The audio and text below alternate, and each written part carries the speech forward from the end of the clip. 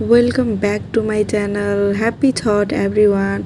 यो चाहिँ हाम्रो छठको अघिल्लो जुन दिन प्रिपेरेसन गर्नुपर्छ त्यो दिनको भिडियो हो, जसमा आफ्नो हातले खलको प्रयोगले चामल र गहुँ निकाल्नुपर्छ होइन, विदाउट त्यो आर्टिफिसियल मेसिनको युज नगरिकन। अनि यो चाहिँ चामल फट्किएको कुटेर फट्किन्छ।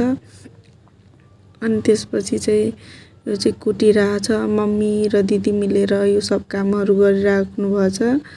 अनि यो लास्टै मेहनतिया काम छ कि अहिलेको जेनेरेसनको मान्छेलाई आउँदैन पनि, किनकि रेडिमेड जमाना छ, सबैजना रेडिमेड नै युज गर्छन् चामलदेखि लिएर पिठोसम्म। बट पर्वको लागि चाहिँ अहिले पनि हाम्रो हातबाटै सबै काम गरिन्छ।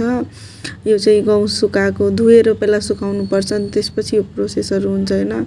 यो चाहिँ चामल कहलबाट कुटेर निस्केको चामल हो गाइज।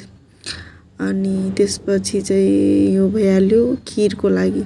अनि यो फेरि यसलाई भुटेर अनि भुस्वा बनाउँछ। अनि यो चाहिँ लड्डु, खर्नाको दिन लड्डु चिनीको घरमै बनाउँछ हामी, प्रायः किनेको चाहिँ चढाउँदैनौँ।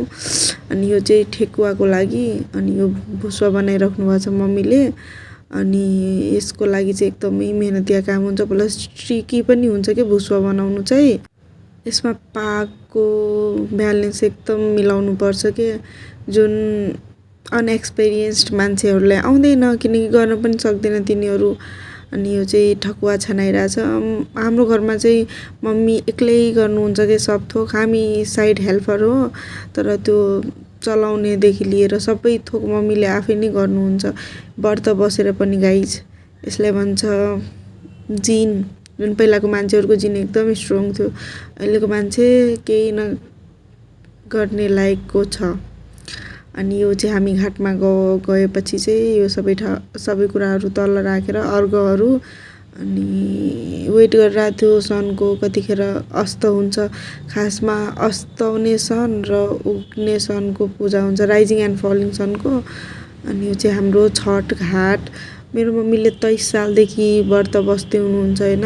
यो छठको 23 सालदेखि नै एउटै सेम पोखरीमा गरिराख्नु भएको छ। मेरो दादी च्यू पहिला गर्नुहुन्थ्यो, अनि दादी पनि यही पोखरीमा गर्नुहुन्थ्यो। मेरो मम्मीको लगभग 23-24 साल हुन लाग्यो छठ गरेको, अनि यही पोखरीमा गर्नुहुन्छ। अनि यो गाइज अर्घहरू छ, ढकिया, सुप्पा, कोनिया, हात्ती, अनि ढकना। अनि यो चाहिँ मम्मीले हात उठाउनुपर्छ कि जति पनि अर्घ छ तिनीहरूलाई। यो चाहिँ रातिको भ्यू। अनि यो चाहिँ मम्मी बिहानको फोटो हो। अनि यो चाहिँ त्यो बिहान हुनुभन्दा पहिला हामी 2 बजे नै जान्छौँ कि छठ घाटी।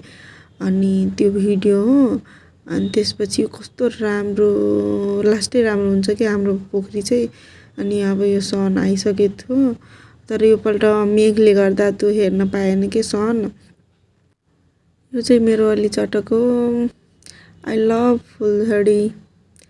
अझै त केही नै फुलझडी मनपर्छ, किनकि यसले पेन हुँदैन नि त, मुखसुख फुट्ने डर हुँदैन। So this is our ghat guys.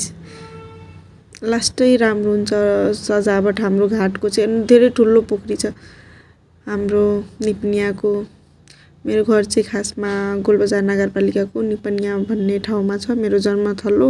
तर हामी सानैदेखि यहाँ बजारमा बसेको। और हमारा यहाँ चलना हो रहा है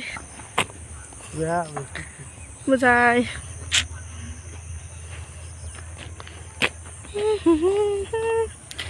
जिंदगी सवार लो एक नई बहार।